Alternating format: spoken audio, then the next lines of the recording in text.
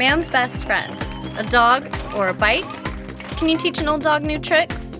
Why did the bike painter chase the squirrel? Kickstands up, hit it. iKuztom. America's sexiest custom bikes. I'm CC Bobber, and this is iKuztom.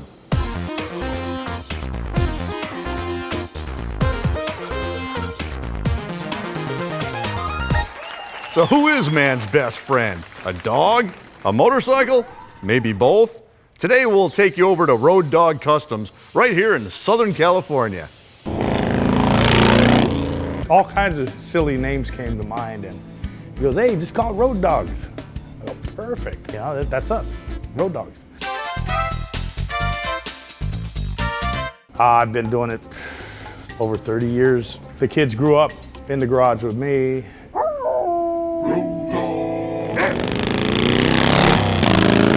I've been drawing since I was a little kid, since like the age of 5, since I can remember. I've always had an eye and a hand for, you know, seeing things and you know, copying them exactly like a portrait or something. So I ran down, bought some paint, grabbed my dad's guns, and we went at it in the driveway.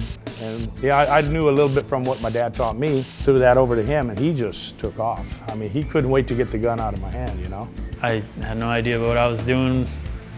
My dad handed me the fenders and the tanks and said, we're gonna paint our own bike this time, and you're gonna do it.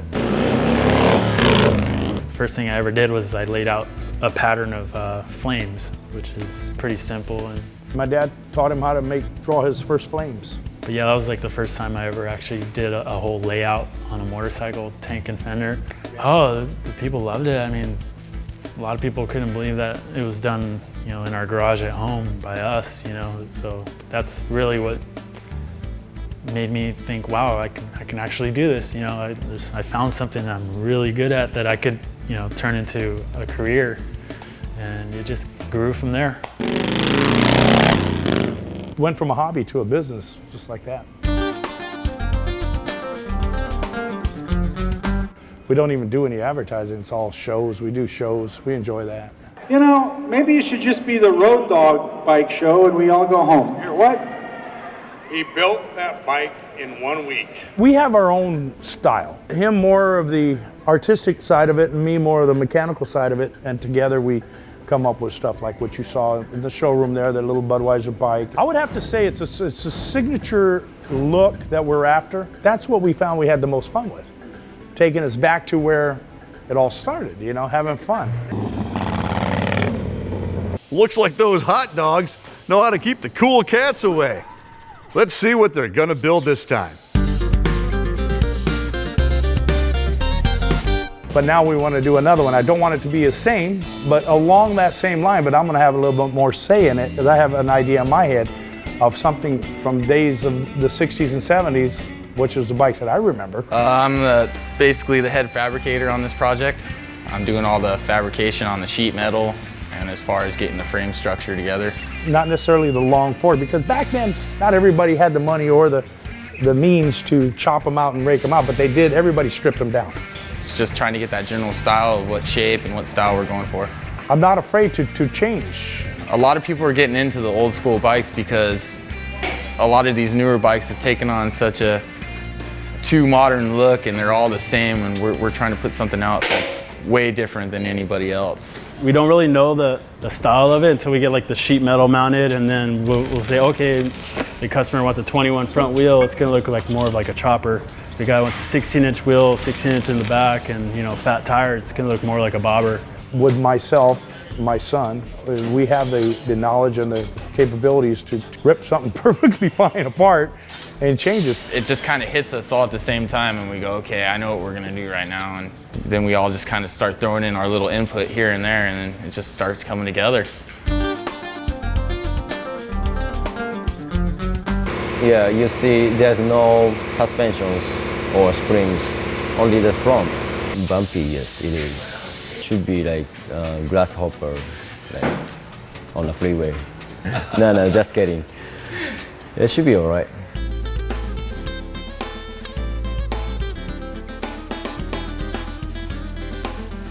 We like to show more or less the mechanical working parts of the motorcycle. We want everyone to look at each piece and then appreciate something about that piece. Like I said, Roger got the motor fired up. It's been sitting for years. So this is a Paco gas tank that we got, and our fabricator here, Chad, he just welded the rib down the middle. The tank's got a fin going down it that matches the fender, and it's just everything's kind of fits each other piece. They're all like twins, they're all like triplets, you know. The mechanical aspects of it is what we go for, because you know, it's like kind of looking in a drawer full of bolts. You want to see all the nuts and bolts, you know, and that's what we like to see. We don't like to hide anything. Yeah, I was working making seat pan. Obviously, you see this is custom. I have been working at machine manufacturing for 4 years. I'm used to doing this, so it's not hard to me. You know, cut fingers, some injuries, go hospitals. Long time ago, I was fixing really old machine, 50 years old. There was so many gears, and I was checking the gear gaps. I touched the gear, which was turning. The gears bit off the meat of the finger, and then blood coming out. And then when I saw the gears, my finger was on the gear and turning. And then I pick it up and put together, and then tape it, go to hospital. Yeah, that was it. iKuztom. Hey, here are Road Dogs. Yes, we love our dogs, don't we? Yep, we teach them how to work on bikes, and we keep them here at night. They guard the shop. That's why we named it Road Dogs. And here's one of our Road Dogs right here. Come on, Road Dog. Let's go down. Come on. You got to get in there. Come on. Come on in there, boy. Coming up, research on bike nights and prepping it right. Apparently, massive motorcycles are magnetically drawn to each other, thereby forming huge clusters of bikes and their dudes hanging out together. This is what we found out.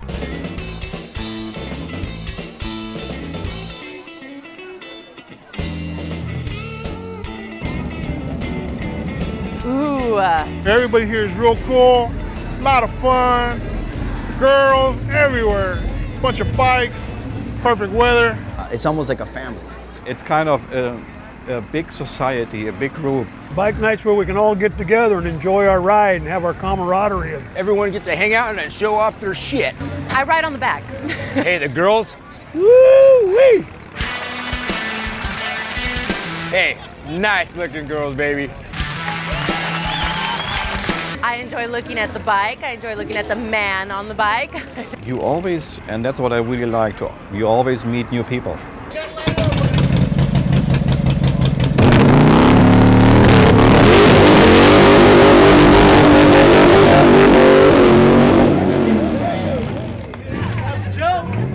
Let's jump!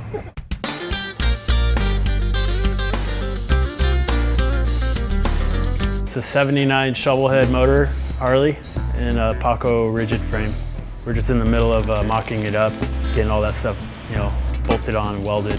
No color scheme yet. We just got the motor running as well too.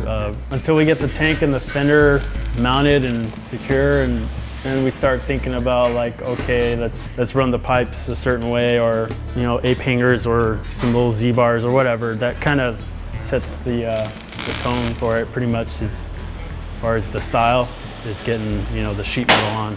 And then we kind of just build around that.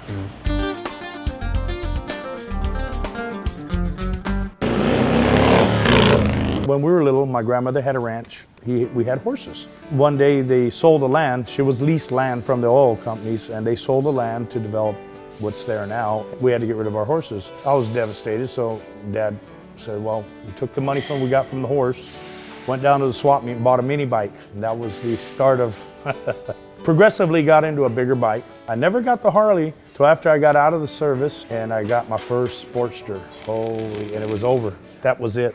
Even my dad, he would yell at me, what are you doing on that bike? And I would get mad at him and tell him, well, you're the one that put me on a bike. What are you getting mad at me for? You know, now all of a sudden it's wrong, you know? That's what it was, is the bike was getting bigger.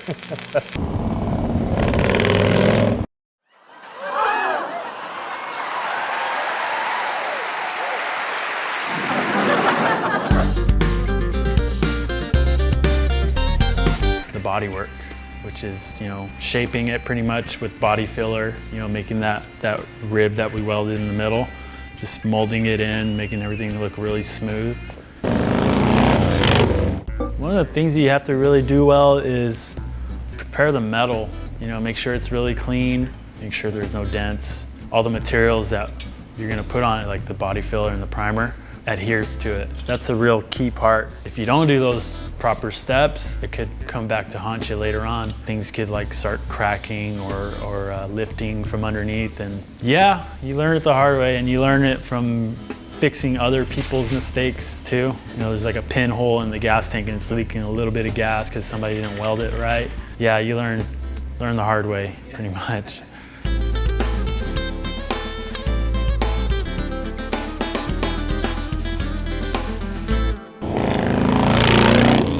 Especially in cold weather, you have to allow for materials to air out, because those thinners, when you're spraying them, it helps the material dry. If it's really damp outside, the spray booth is pulling in cold air from the outside, so it's gonna take longer for those thinners to just, air out and evaporate. Those thinners are just getting trapped in either acid pop reaction, the base coat could wrinkle. In most common cases, it'll run. You just gotta be patient. Well, the customer actually picked the color because he has a 2010 Chevy Camaro, which came with that orange pearl. They call it Inferno Orange. He really likes it, so we sprayed the base. So we throw a little inner coat clear over it, which just kind of seals it up, so it allows you to do artwork, like tape it, pinstripe it, airbrush it, or whatever.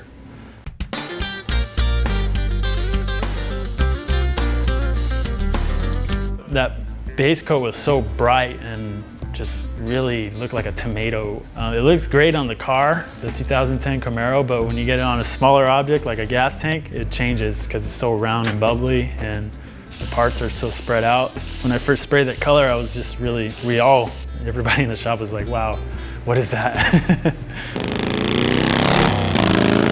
Brought it back here and just kind of thought about it for a while and just held different colors up to it, and I knew I would have to use obviously like red candies, oranges. I wanted to incorporate some black, so I did a little bit of a airbrush, like black fading into it, because the frame is black. Make everything complement each other, like the black frame should complement the orange tank. I think what really did it with this tank and fender paint job was the candy. Just grab whatever's on my shelf and like different candies, pearls, kind of like mix them up in little cups and just kind of eyeball it, put it next to the object, the tank or the fender, and just pull it out in the sunlight, daylight. See what looks good together, what's gonna complement it, what's gonna make it pop, what's gonna make it more subtle. Coming up, Laughing with Lexi and gold leafing.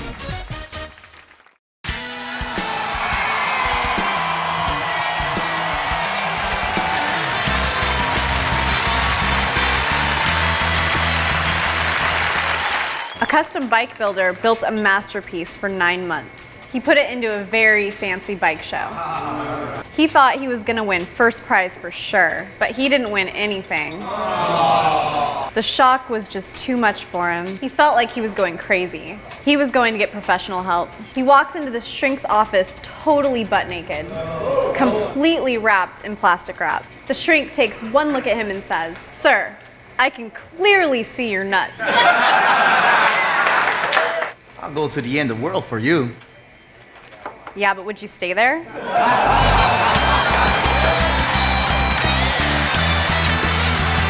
Let's unleash those canine vibes and wag our little tails, kitty. What do you say? Woof woof. We use what we call a variegated leaf.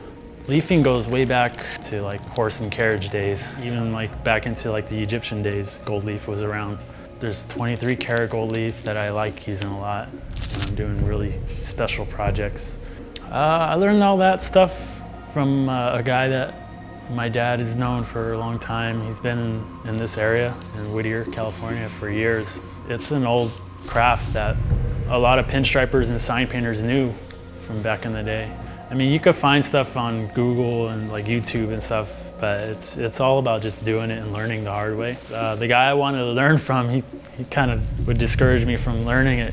He'd be like, oh, you don't want to learn this stuff. It's hard, you know. You rush it and you're just going to end up redoing it because it just takes time. You use a velvet and you spin it and creates those little swirls in it. That's called engine turning.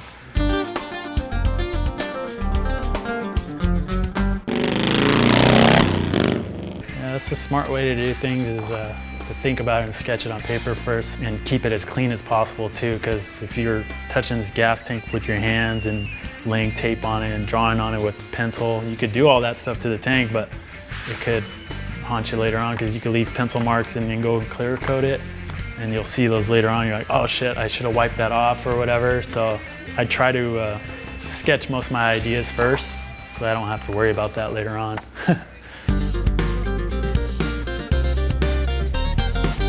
It's so much to look at, especially in the daylight. It just hits your eyes and it's pretty strong. So I just wanted to do some like nice little scrolling lines around it, you know, and just to kind of like break it up a little. Gives it that depth that, you know, the leaf's back there and you see the pinstripe on top of it and people see it and they just wonder, wow, how did he get that leaf behind that? And, you know. Yeah, there's a lot of little detailed things that you gotta learn. Handling the brush, the pressure you put on the brush to make it thin or thick, and especially when you're doing a lot of turns and curves and stuff. If you don't twist the brush or pull it the right way with the even pressure, you know, it could go really jagged looking and thick and thin. So I think they're made from squirrel hair, but that's what I heard. A lot of people say they're camel hair. I think I'm pretty good with the brush now.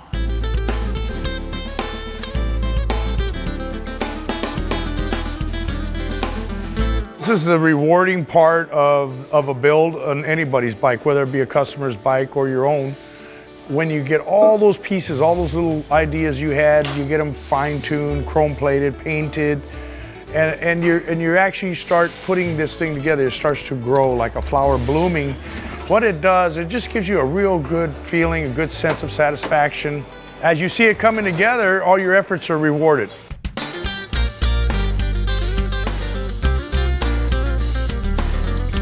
We're gonna fire it up tonight or tomorrow morning, and we're gonna ride it down to the Easy Rider show we're entering it in. We don't build bikes to trailer them around. We don't live off of that glamorous image without the balls behind it. You can do all kinds of stuff to the inside of the motor. You can build it up, but you're looking at it, it's just a motor. You can stretch the frame, you can change the wheels, but they're still wheels, there's still a frame. What makes a person go up and look at a bike further to appreciate the details is that paint job. Nobody's really gonna notice anything until they see the paint. The paint draws them. This is what's brought us so much notoriety in any show that we've done, and we've done quite well at the shows. Coming up, Curve Appreciation, and it's showtime. iKuztom. Building bikes is all about shapes. Straight lines, curvy lines. Boy, don't I like those curvy lines. You know it. Yes, you guessed it. It's time again for Curve Appreciation. I got money, lots of gold. I do all I wanna do, but gold, it's a cold thing. Oh baby, I got everything but you. Maybe if I close my eyes, I can see you in my dreams. Baby, all that glitters isn't what it seems. Gold, I got money, lots of gold. I got everything but you. Someday we can start again, we can make our dream come true. One day, if I play it right, I can finally be with you. iKuztom.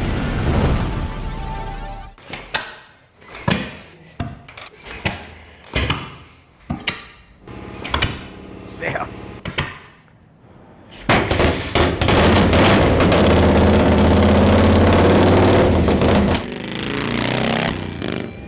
I'm gonna put this one in the judge class, so it's up to the judges to see if they can appreciate what we've done differently.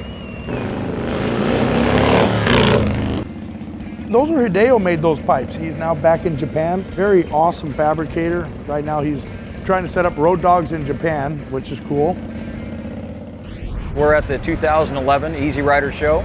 They prepare all year for this show. The Emmy Awards, the Oscars, this is the top of the line right here. Coming out to a show like this at the LA Convention Center for the Easy Rider Show, to get an award here is huge.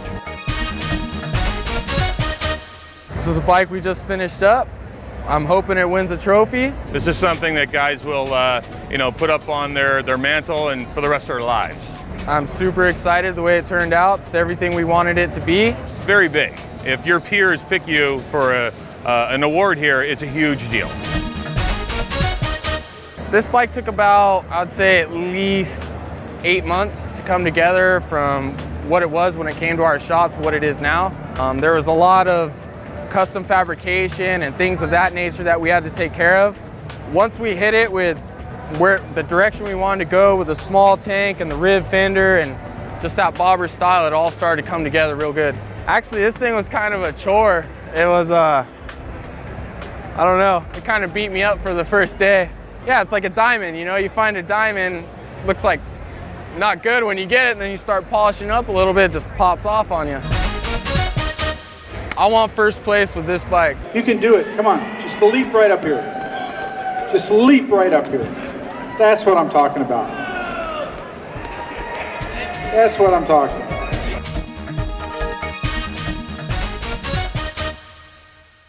Oh, that's one sweet dog they built there. iKuztom brings out the beast in me.